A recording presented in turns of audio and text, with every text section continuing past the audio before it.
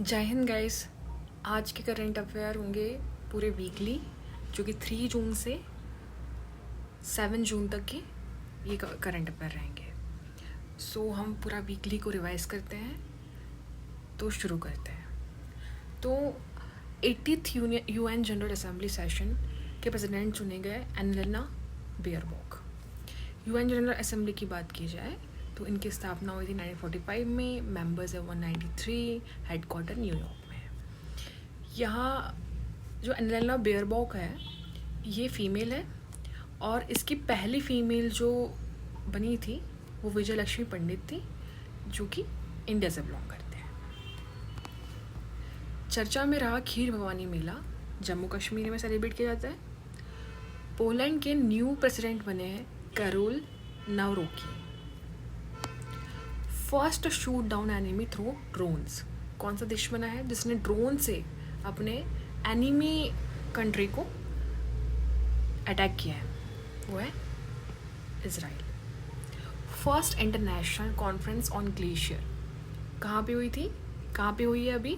Tajikistan में। ये बहुत इंपॉर्टेंट क्वेश्चन बन जाता है क्योंकि ये पहली ग्लेशियर को लेके कॉन्फ्रेंस है, वो भी इंटरनेशनल लेवल पे। वर्ल्ड एनवायरनमेंट थीम है putting an end to plastic. Stockholm conference में पहली बार एनवायरनमेंट को लेके कंसर्न जताई गई थी, जो कि कहाँ पे हुआ था? स्वीडन में। कब हुआ था? 1972 में। और यहाँ का मोटो था only one earth. Operation spider web, ये यूक्रेन द्वारा ऑपरेशन चलाया गया against Russia. IATA World Air Summit, हाल ही में इसका समापन हुआ है इंडिया पे। कहाँ पे? इंडिया पे, न्यू दिल्ली पे, जो कि बहुत इंपॉर्टेंट क्वेश्चन बनने के चांसेस है। New acting DGP of UP कौन बने हैं? राजीव कृष्णा। राजीव कृष्णा को हाल ही में न्यू एक्टिंग DGP बनाया गया है यूपी में। तो हम अगर यूपी की बात की जाए तो राज्यसभा सीट 31, लोकसभा सीट है 18। RCB 17 साल बाद यहाँ पे जीती हुई है। सो हम उनके RCB के बारे में बात करेंगे। RCB के कैप्टन है रजत पाटीदार। पहला IPL कब खेला गया था? 2008 में। फर्स्ट विनर कौन सी टीम रही थी? राजस्थान रॉयल। 2008 की बात की जा रही है। इस IPL की बात की जाए तो IPL 2025 22 मार्च से स्टार्ट था और कब ख़त्म हुआ? 3 जून में। कौन सा सीज़न था? 18th। किसने स्पॉन्सर्ड किया था? टाटा ग्रुप्स ने। फर्स्ट मैच कहाँ खेला गया था? एडन गार्डन, कलकत्ता में। किसके बीच में हुआ था? Kolkata Knight Rider and RCB के बीच में। फाइनल मैच कहाँ खेला गया? नरेंद्र मोदी स्टेडियम में, जो कि कहाँ पे है? गुजरात में। किस किस के बीच में था? RCB and Punjab. तो RCB विनर रही और पंजाब टीम रनर अप रही। सबसे ज़्यादा मैक्सिमम रन बनाने के लिए ऑरेंज कैप दी जाती है, जो कि किसे दी गई? साई सुदर्शन जी को। साई सुदर्शन जी को ऑरेंज कैप मिली। पर्पल कैप मोस्ट विकेट के लिए दी जाती है, जिसे मिला है प्रसिद्धा कृष्णा को। पर्पल कैप प्रसिद्धा कृष्णा को। प्लेयर ऑफ द मैच कौन बने? कृणाल पांड्या। IPL में बात की जाए तो फेयर प्ले अवार्ड किस टीम को मिला गया है? CSK। हाईएस्ट रन स्कोर किसने किया IPL में पूरे हिस्ट्री में IPL की? Virat Kohli, 8661 runs. Most wicket किसने दिए हैं? Yuzvendra Chahal, 221 wickets. World highest railway bridge बनने जा रहा है वर्ल्ड का। कहाँ पे बनने जा रहा है? जम्मू एंड कश्मीर पे। किस नदी पे बनने जा रहा है? तो ये दैट इज चेनाब नदी पे। कितने मीटर का होगा? 359 मीटर का। Witold Banka reappointed as president of World Anti Doping Agency. Witold Banka को फिर से अध्यक्षता दी गई है वर्ल्ड एंटी डोपिंग एजेंसी की। तो प्रेसिडेंट कौन हुए? वर्ल्ड एंटी डोपिंग एजेंसी के विटोल्ट बांका, जो कि कहाँ से बिलोंग करते हैं? पोलैंड से। वर्ल्ड एंटी डोपिंग एजेंसी की बात की जाए तो उनकी स्थापना हुई थी 1999 में, हेडक्वार्टर मॉन्ट्रियल कनाडा में। अगर अपन अपनी कंट्री की बात की जाती है तो नेशनल एंटी डोपिंग एजेंसी की इस्टेब्लिशमेंट होता 2005 में, हेडक्वार्टर न्यू दिल्ली में। Lee Jae Myung president of South Korea हाल ही में अपॉइंट हुए। Lee Jae Myung president of International Institute of Administration Science किसको दी गई है? इंडिया को दी गई है। प्रेसिडेंसी किसको दी है? International Institute of administrative science की अध्यक्षता दी गई है इंडिया को। इनकी बात की जाए तो international Institute of administrative science की एस्टैब्लिशमेंट हुआ था 1930 में, हेडक्वार्टर ब्रुसेल्स बेल्जियम में। International day of innocent children victim of aggression ये कब सेलिब्रेट किया जाता है? 4 जून। कब से कर रहे हैं हम? 1983 से।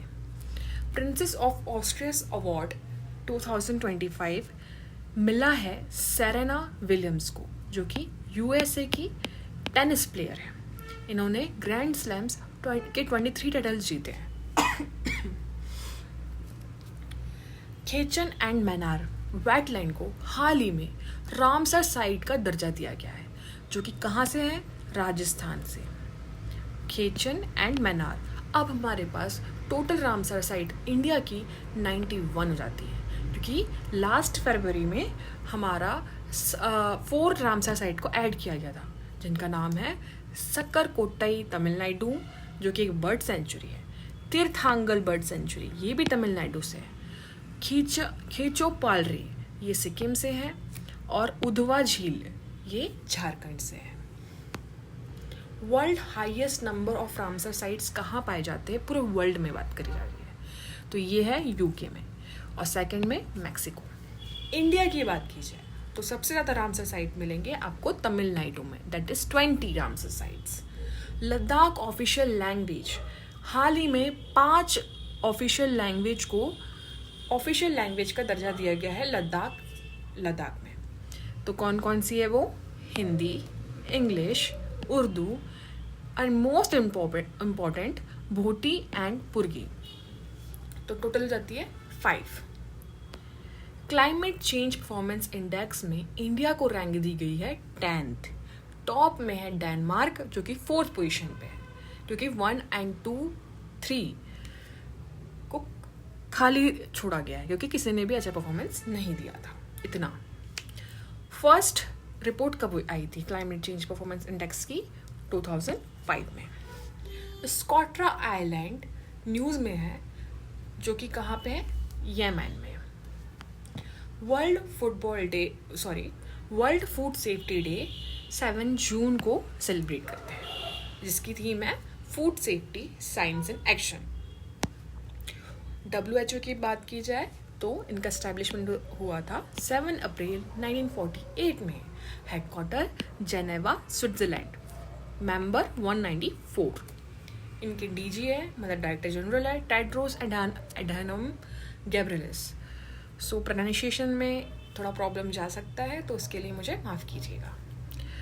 फूड एंड एग्रीकल्चर ऑर्गेनाइजेशन की बात की जाए तो 1945 में इनका एस्टैब्लिशमेंट हुआ था, हेडक्वार्टर रोम इटली में है, और इनके डीजी क्यू डोंगयू, जो कि चाइना से बिलोंग करते हैं।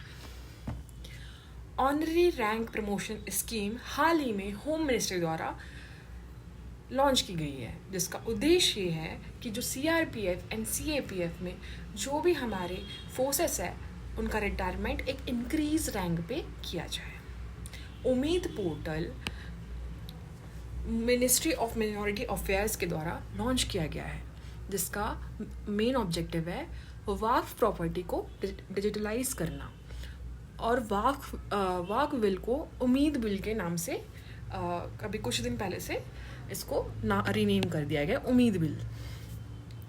वाक्फ एक्ट की बात की जाए तो 1954 में इसका एक्ट आया था, और मेन अमेंडमेंट की बात की जाए कि मेनली अमेंडमेंट हुआ था वो 1995 में, इसके पहले भी हुआ है लेकिन मेनली 1995 में इसके प्रोविजंस लाए थे। नेशनल एग्रो RE समिट 2025 कहाँ पे हुई है? That is New Delhi. Rajiv Gandhi वन संवर्धन योजना एंड ग्रीन अडॉप्शन स्कीम किस स्टेट ने लॉन्च की है? That is Himachal Pradesh. FIBA held in China. FIBA is a basketball tournament. Establishment on 1965. FIBA Women's Basket World Cup 2026 will be held in Germany. 101st member country to accede WTO fisheries subsidy agreement, that is Nicaragua. G7 summit 51 हाल ही में Canada पे होने वाली है. इसके पहले की बात की जाए 2024 में, तो ये इटली में हुई थी. कनाडा में G7 समिट अभी फ़िलहाल 2025 की होने वाली है, जिसमें इंडिया को उन्होंने इनवाइट नहीं किया है, क्योंकि इसके पहले भी G7 समिट में इंडिया को as a guest member country invite किया है, बट कनाडा और इंडिया के बीच में थोड़े डिस्प्यूट्स के कारण कनाडा ने इंडिया को इनवाइट नहीं किया है. G7 की बात की जाए तो इसकी फर्स्ट समिट हुई थी 1975 में फ्रांस पे, और इसमें कंट्रीज़ का नाम क्या क्या है, G7 में कौन कौन सी कंट्री आती है? जर्मनी, फ्रांस, इटली, UK, ये यूरोप की कंट्री हो गई, USA, Canada and Japan from Asia. So G7 countries ये हो गई. G8 में रशिया भी था, लेकिन रशिया को कुछ कारण के कारण निकाल दिया गया. और ये G20 की पूरी कंट्रीज़ हैं, आप देख लीजिएगा. तो हम WTO की बात की जाए तो 1995 में इनका स्थापना हुआ था. हेडक्वार्टर जेनेवा स्विट्ज़रलैंड में है. DG ओकोंजो इवेला यहाँ की DG है, मतलब WTO की DG है. आयुष निवेश सारथी पोर्टल ये लॉन्च किया है ट्रेडिशनल मेडिसिन इन्वेस्टमेंट को बढ़ाने के लिए. तो आयुष में अभी फ़िलहाल देखा गया है कि 2014 से 2020 तक के 17% का इंक्रीमेंट देखा गया है आयुष की इंडस्ट्री में. ग्रेटर फ्लेमिंगो सेंचुरी तमिलनाडु में इस्टेब्लिशमेंट करने का प्रस्ताव रखा है. वेस्ट पिकर एनुमरेशन ऐप नमस्ते स्कीम द्वारा लॉन्च किया गया है. वेस्ट पिकर एनुमरेशन ऐप नमस्ते स्कीम के अंडर लॉन्च किया गया है. ये जो वेस्ट जो पिक करते हैं, जो हमारा कचरे को उठाते हैं, या जो भी ऐसे जो लोग हैं उनके प्रति ये स्कीम उनके हित में लॉन्च किया गया है. नमस्ते स्कीम कब लॉन्च की गई थी? जुलाई 2023 में. 2025 वुमेन्स हॉकी एशिया कप जो कि सितंबर में होने वाला है, कहाँ पे होगा? चाइना में. कौन सा कप है? Hockey Asia cup. 11th session है. कुसुम सी स्कीम कर्नाटका गवर्नमेंट के द्वारा लॉन्च की गई है. इसका मेन उद्देश्य है सोलर एनर्जी को और सस्टेनेबल एनर्जी को बढ़ावा देना. वोल्केनो डी फ्यूगो हाल ही में न्यूज़ में है, जो कि ग्वाटेमाला एक कंट्री है, वहाँ पे इसका अभी एक्टिव हुआ है. तो ये ग्वाटेमाला कहाँ पड़ता है? ये सेंट्रल अमेरिका, जो हमारा नॉर्थ अमेरिका है और जो साउथ अमेरिका है, इसके बीच में जो एक बीच में यहाँ कहीं हमारा ग्वाटेमाला पड़ता है. तो उम्मीद करती हूँ आपको ये सेशन अच्छा लगा होगा. अगर आपको वीडियो पसंद आए तो प्लीज़ लाइक करिएगा, चैनल को सब्सक्राइब करिएगा.